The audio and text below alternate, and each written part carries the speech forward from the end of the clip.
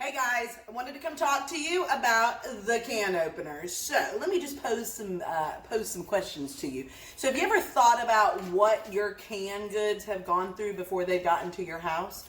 Well, typically they've probably sat in a factory somewhere, in a warehouse, grocery store at the back of the shelf. Little critters have run across it, maybe done some of their business on top of it. I know, kind of gross, but just being real, guys.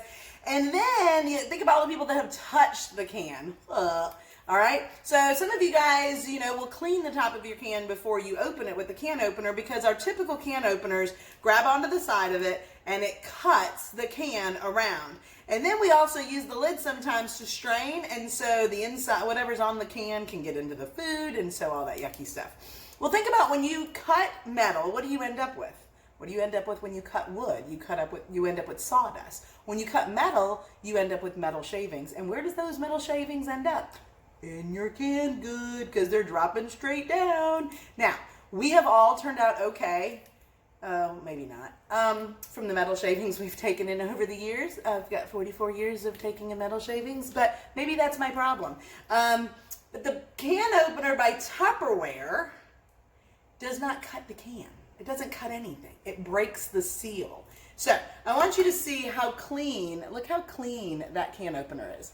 I've never washed this, and I've had this for 3+ years. It's the only can opener I own.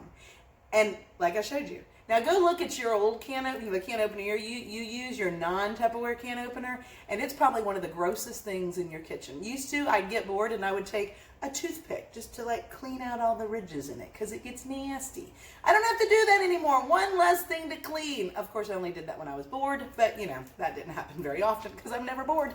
All right, so what are we going to do with this? Well, it's a little different. It doesn't clip on the side like you're used to. It clips on the top. So your muscle memory has a hard time making the transition. But once you transition over to the new one, your muscle memory will figure it out. So you open the legs of the can opener. You have a black one and a white one. I think they're actually a different color now, but open it, set it in there where the circle is on the outside of the can, hugging it, and then you close the legs of the can opener, all right? So I'm holding the can, and then I'm gonna turn, all right? And I'm turning, and I can hear it releasing, because the top of the can is actually a different piece of metal than the side of the can. Some cans, even the bottom is a third piece of metal. Other cans, the side and the bottom is all one piece, but that's irrelevant. I just thought I'd tell you about it. All right, so I heard it pop. I don't know if you did. I was talking so much, you might not have heard it pop, but it is all the way done. So I'm gonna open the legs, I take it off, and then look right here, you got this little beak right here with the legs open. Now I'm gonna grab onto the lip of the can, I'm gonna close the legs, and I'm going to turn. And looky there, I haven't even touched this can. And then I'm gonna open my garbage can, and I'm gonna throw it away. How cool is that? Now, another really cool feature is, because I didn't cut anything, I don't have any sharp edges. So, I don't know about you, but I have, which finger is it? That finger right there. No, I'm not flipping you off. There is a scar going across the tip of my finger because I was watching the neighbor's cat when I was in middle school, and I didn't get the can all the way open. I was like, I'll just pull it out the rest of the way. Yeah, not a good idea. It cut my hand, cut my finger. So I have a can opener casualty right here. But no more, not with the Tupperware can opener, because it's not sharp. So that is the Tupperware can opener. Do you have a good ice cream scoop in your life? That's the question. The Tupperware ice cream scoop is thebomb.com. I'm going to tell you why. It is made of a special magical kind of metal. Zinc, I think is what it is. And so I'm going to put an ice cube in that. And can you see how it's melting? Can y'all see that? You see how it's melting the ice cube? And so imagine, y'all see that? And this is not hot, this ice cream scoop. I just took it out the drawer. I didn't take it out of my drawers. I took it out of the drawer. Yeah, and so it is slowly melting the ice cube that I have put inside of it. So imagine what that's going to do when you scoop your ice cream scoop through your ice cream, which should be frozen. It's going to slightly melt it to help it cut through easier. This is the ice cream scoop. Now, do not put it in the dishwasher. Everybody repeat after me. Do not put it in the dishwasher, okay? The ice cream scoop by Tupperware. Hey guys, so I wanted to show you some of the gadgets, and I use a good bit of the gadgets when I'm making guacamole. So I've already got my fresh avocado. That's fresh avocado, in case you didn't know what that was. If you haven't seen the vine, fresh avocado, that's what we call it in our house. So we've already got the fresh avocado in here, and I've got a teaspoon of salt. I have taken the chef knife. If you need some good knives in your life, well, I just rhymed. I can't believe I did that. I rhymed. That was good. So if you need a good knife in your life, I'm going to do it again just because it sounded good. You can look into the Tupperware knives because they're pretty swell. This is the chef knife, and it's nice because it's ergonomically designed. I'm not exactly sure what that means. But so I can cut, and I'm not having to worry about my knuckles hitting the cutting surface. So I can go through, and I did this. I chopped this up before I got on with you guys because I was afraid that I might chop my finger off, and I just didn't really think that you wanted to see the blood, and I didn't want to have to record it a second time after I cleaned up the blood. So, so I've already done the cilantro. Now, of course, you can use, I love a lot of cilantro, as you can see.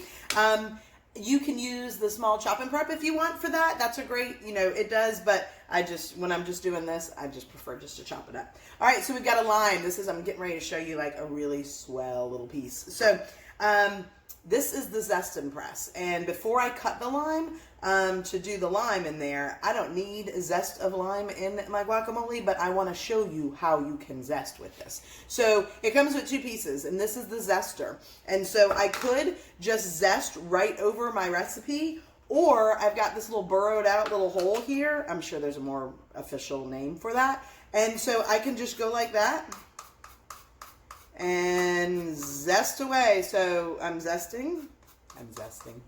And then on the inside, it's gathering in there, or, some is stuck to that.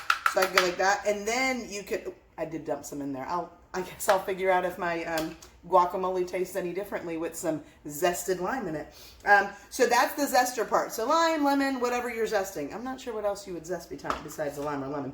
But so now, and I'm going to teach y'all a trick. Did you guys know you go like this with your lime or lemon, and that helps release the juices before you juice it? All right, so you cut it so that you have 2 pieces like this, all right? And then I'm going to open it up. I'm going to take this bad boy off. I'm going to open it up. I'm going to put the meat side to the holes, okay? So meat that side down. You're like, well, that doesn't seem right. No, I promise you. It's going to turn this baby inside out. Upside down. Boy, you turned me. Yep. All right, so you see that? So I don't know if you could see all the liquid that just came out of the juices. All right, so yes. So I basically turned it inside out so I can get all the juices out. I'm going to go ahead and throw that away. I'm going to go ahead and do the second one. Meat side to the holes. And then here we go. You guys see that? What? Make sure I'm over the bowl. All right, that's the zest press. How cool is that? The one I used to have prior to Tupperware coming into my life, the handle would bend when I would bend them together. Not good. We don't like that. So, love. This is zest press. I think it's a different color now. Same functionality. All right, so now I'm going to use the potato masher. Yeah, people are like, this is a potato masher? I got a good potato masher in my house. That one doesn't look like a potato masher. It's a potato masher, and it works well. But it also works well for making guacamole. And so I am just going to mash. You guys see what I'm doing? Then I can just go like this. And it takes all the stuff that kind of gathered on top of it. And if you make noises while you cook, it makes the food taste so much better. I'm just telling you. I've learned that. It took me a couple of years. But, yep. So, I got some guacamole. The chips are in the cabinet. Can you guess what the chips are in? Yes, they're in Modular Mates. Yeah, so I'll get my tortilla chips, Tostitos, out of the cabinet, and I will eat this before the children come home because that's how we roll up in here. Bye. Hey, wanted to come talk to you about alcohol. Wine specifically. So if you are a fellow wino, you have probably been on the search for the perfect wine, the corkscrew. And let me tell you about this very simple device that Tupperware has created. It is our version of the corkscrew. A lot of people will spend a lot of money on ones that have to be charged and all that good stuff. But all that pizzazz, we don't need that. No, we're all about simplicity. So let me show you how simple this little bad boy is. One motion, that's all it takes. One thing you're gonna do for opening this bottle of wine. So, and it's gonna take the stuff off and everything.